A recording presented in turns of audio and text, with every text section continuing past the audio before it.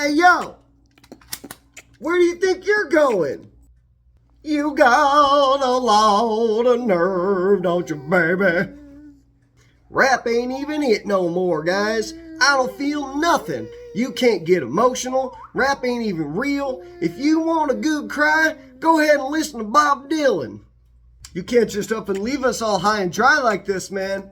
You better check yourself, culture vulture.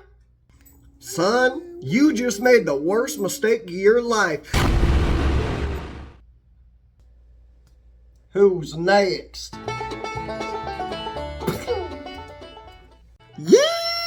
YeeeeHaw! And howdy, y'all. Welcome to a special country episode of Tattoos.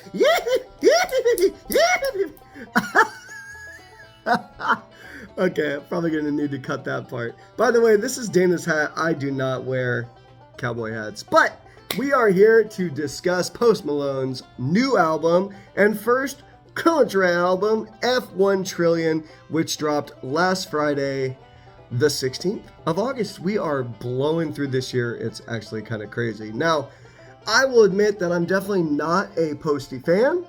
Never really was a big fan of him when he was in the hip-hop space, and a lot of the fans of hip-hop really thought that he was most likely a culture vulture. They put him on, they gave him a platform, he made his money and rose to superstardom there, and then he just decided, you know, I'm a country boy. He said some rather disparaging comments about hip-hop, like it's not real, you can't get emotional listening to hip-hop. If you want to have a good cry, go listen to somebody like Bob Dylan. And a lot of fans were just kind of like, okay, guy, we're done with you. So for him to fully embrace his, I guess, Dallas roots and go full country and recruit some of the biggest names past and present in country, let's see what we've got here. Of course, some of the singles have already come out, and as per usual, because it's Post, they've been chart toppers and bangers. But I'm going to give you my real, raw, uncut opinion on this thing. So, let's get into it. With Wrong Ones, Tim McGraw. I really like the banjo that starts along here. The familiar Posty quake or quiver in his voice. Song is pretty rockin', I gotta say. Good opener. He's got that FU money, thanks to hip-hop, of course. So, not bad. Good start here. Now, finer things. I gotta admit, I actually do like this song.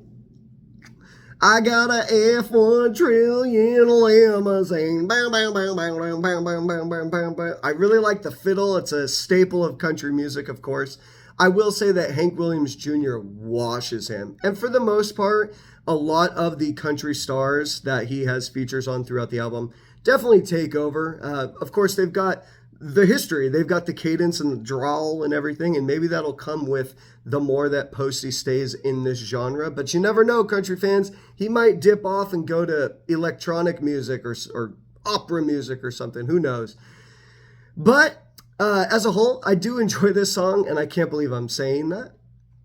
I had some help. I've been banging this all summer long. It's not on my own accord. Friends and family really enjoy this one, so it's definitely been one of those out by the pool. I had some help. You think I pulled this bottle off the shelf? Bang, bang, bang, bang, bang, bang, bang. So I guess it's not bad. Have a Heart, Dolly Parton. I've never thought or definitely haven't reviewed her music in my lifetime, and all of a sudden here she is again after just doing the Olympics one a few episodes back. The thought of Dolly and Posty together is kind of cringy and I think pretty funny. The only thing that really stands out for me in this song is when she says, "You want to hear something sexy?" She's a almost 80-year-old woman, so I don't even want to think about that one. What Don't Belong to Me? This was the first song in my initial playthrough that actually made me stop and listen to the lyrics, because I did enjoy it. I think this is the first song that doesn't have a feature, so it's all just Posty. The lyrics about, hog tying the moon and bringing it down for you, but eventually getting to the point where he doesn't really have a heart to give to anyone because he's given his heart and soul. Has he sold his soul? To the music industry, to the whiskey bottle, to the bars, to that similar rock star lifestyle. California Sober, I do like this song. Again, it kind of reminds me of my childhood. Not that we played country music, but we grew up on boats and on lakes, and a lot of boat dwellers would drive by ripping that country music. So it did kind of bring me back. I enjoyed the story about the woman. I enjoyed the dangers of, picking up strange women. And the interplay between Chris Stapleton and Post is pretty strong, with Chris kind of leading the first part of the verse and then Post carrying that tune for what seems like 2 or 3 bars. Pretty solid. I can't believe I'm saying this. Hide My Gun. Bit of a slower song. I do like the chorus though. I enjoy choruses that kind of loop over on themselves. So the whole chorus of Hide My Gun, and then all the different ways that maybe the police are coming knocking or people are coming to check. And if he killed a man, would you hide his gun? MEXICO for me. I enjoyed this song too. What is happening right now? This one had a really good beat, a really driving beat. The story over the course of the song is just running into different women. You got a bag of money. You're trying to marry this girl in Vegas, possibly a stripper. And then her mobster boyfriend comes busting in. And towards the end, on the last hook, he is singing MEXICO for me. But from this jail cell, I can't see one coconut tree. This is crazy. I never thought that I would be enjoying this kind of stuff. And then Yours. So this is a really touching way to end the album, I thought. It was a very heartfelt song about his daughter, and the comparison between, her most recent words of I do, well, he was there to hear her first words. She's going to be walking down the aisle, but Post saw her walk first. A nice touching song to his daughter and future husband, possibly. And then he says, it's going to be her best day, but it's going to be my worst. So I thought that was pretty sweet, to be honest. And just when I thought I was done with him, he goes ahead and drops the Longbed double disc version of this. Now, I was maybe hoping against hope that there might be a tinge of hip hop here, but no, it's still more country.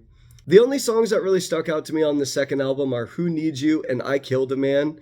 Again, very slow, like down tempo on I Killed a Man. I did like Who Needs You. It almost reminded me of like some Main Street Disneyland fare, because it was like that, almost that old 50s style tune. The violins there are really nice. Who Needs You when I can break myself in two? And then I Killed a Man. Again, I believe this is the last song. Just talking about getting sober, talking about killing the person that he was, being done with all of the drinking, the rock star lifestyle, how it almost got to him, but he was able to kill the man first and kind of leave him in that bar and leave that whole scene behind.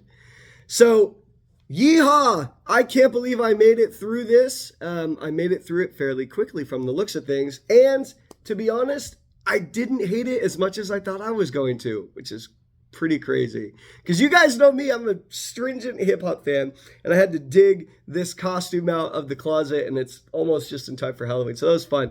But to be honest with you, this album was pretty damn solid. It is not a hip-hop album, so I am going to hit it with the hip-hop tax, but I will give it a solid 6 out of 10. Do the math, if you will. A great country album. Good country album that I think will get a lot of spins, and just for the fact that it's Post Malone, it's gonna rocket up the charts and probably supplant Taylor Swift and any other that dare come out in this day and age. But what did you guys think? And more importantly, what did you think of this review? Because if this does well, or if it doesn't do well, I'm assuming I'm going to get a lot of hate here.